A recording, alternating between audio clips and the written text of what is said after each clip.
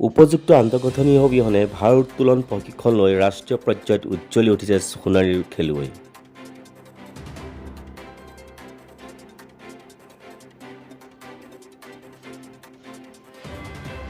চৰাইদেউ জিলাৰ সদৰ সোণাৰীত 2013 বৰ্ষতে প্ৰতিষ্ঠা লাভ কৰা চৰাইদেউ জিলা ভাৰোত্তোলন সন্থাৰ প্ৰশিক্ষণ কেন্দ্ৰৰ প্ৰশিক্ষাৰ্থীসকলে প্ৰতিষ্ঠা কালৰ পৰা গৌৰৱ কঢ়িয়াই আনিছে চৰাইদেউ জিলাখনলৈ। মন কৰিবলগীয়া বিষয় যে এটি পকাৰ সৰু প্ৰজা আৰু বাঁহৰ প্ৰজাত অনুশীলন কৰি শেহতীয়াকৈ 2টা বৰ্ষত ৰাজ্যিক ভিত্তিত শ্ৰেষ্ঠ দলৰো খিতাপ লাভ কৰিবলৈ সক্ষম হৈছে চৰাইদেউ জিলাই।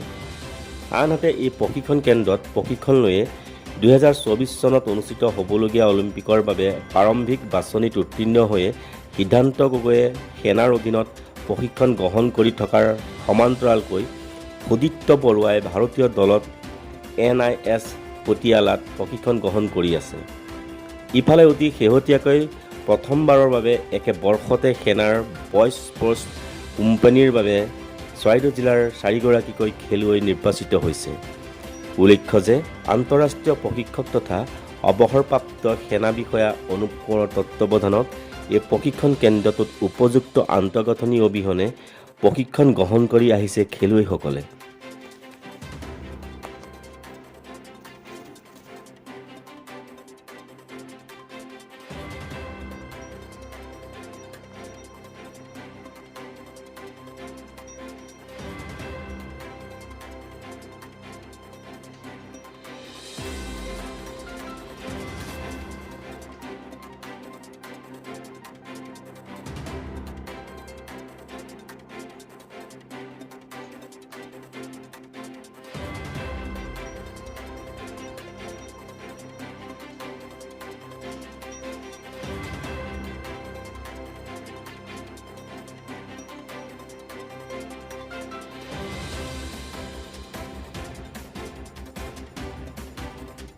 আমি 2013 চনৰ পৰা আমি এছ'চিয়েশ্যন আৰম্ভ কৰিছিলোঁ আৰু তাত আমি ক্ৰমান্বয়ে মানে আমি সাফল্যমণ্ডিত হৈছিলোঁ ক'ব পাৰি, কিয়নো আমি প্ৰত্যেক বছৰে 2টা বা 3টা ল'ৰা আমি আৰ্মিলৈ পঠাই থাকোঁ আৰু আমাৰ মিছন আছিলে কি আমি সৰু সৰু ল'ৰাবিলাকক ট্ৰেইনিং দি পিনি কেনেকৈ আমি আৰ্মিলৈ পঠাব পাৰোঁ।